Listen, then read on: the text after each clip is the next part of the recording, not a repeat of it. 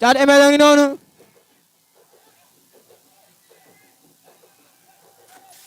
Thiatou ML a ngi noonu. Thiatou ML a ngi noonu gars yi. Thiatou ML a ngi noonu.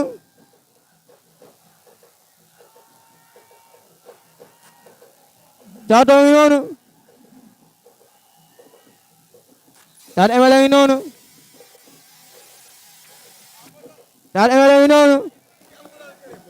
waa gars yi maa ngi sant leen gërëm. tey ñoo ngi nii taxaw Thiatou ML mu bëri fi bëri bu rëy. di bëgg a xam Thiatou ML yow naka nga waajee combat bi. waaye lu ñu waajalee combat yi comme ni ñu doon waajee combat yi rek xam nga ànd suñu mbokk ànd ak njaay yëpp xam nga gars yi ñëw suñu premier combat dañoo ñëw juum bi waru ñëw juum xam nga mooy loolu te dafa ñu topp mooy bëri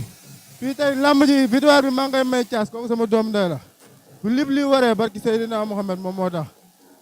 tey damaa gis nga ñëw téye sa bopp fattu boto bi mayoo ko dara moo xam bëgg xam na lu ñu la conseillé wala lu mu demee noonu. waaw liggéey gars yi rek sama costume ñoom boo yëmbal xam nga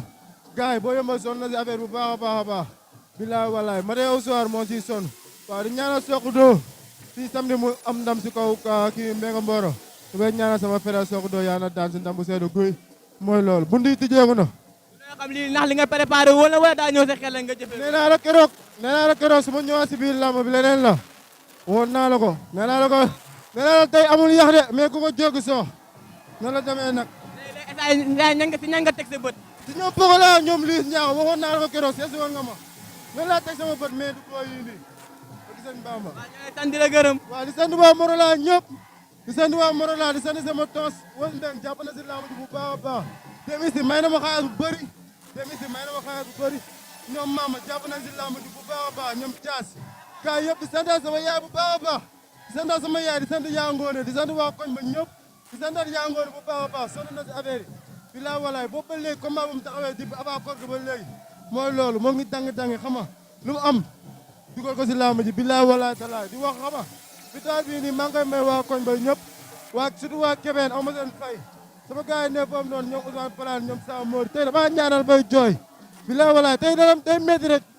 mais du ma daanu barki alxuraanu karim li ma boot daa bëri waa yëmbal ñëpp maa leen di santaat di leen gërëm di sant waa Morola ñëpp waaw di bëggee gars yi yëpp